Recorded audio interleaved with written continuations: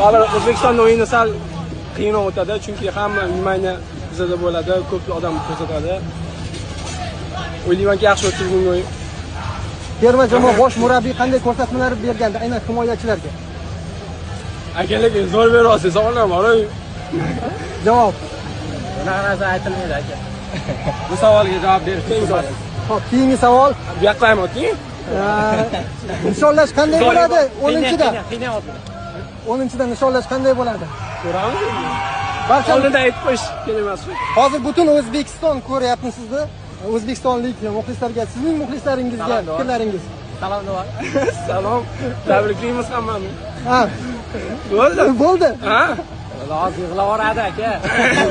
Tabriklaymiz, zo'r o'yin. Rahmat, rahmat. Abbos, Men keturaymi? turing. Do'stingizni yonida turing. O'z bo'lsang, Abbos. Xo'p, Abbos, tabriklayman. Juda og'ir o'yin, juda og'ir yo'l bosib o'tildi va yangi tarix yaratilyapti shu haqida. Alhamdulillah. Bu g'alabaga erishdi butun xalqimiz juda ko'pdan beri kutdi. O'zbekiston futboli, O'zbekiston xalqi jahon chempionatiga chiqishga haqli edi deb o'ylayman, chunki bu ajoyib jamoa bilan chiqmasa uyat bo'lardi. Xudoga shukr, bu uddaladik. Alloh bersin.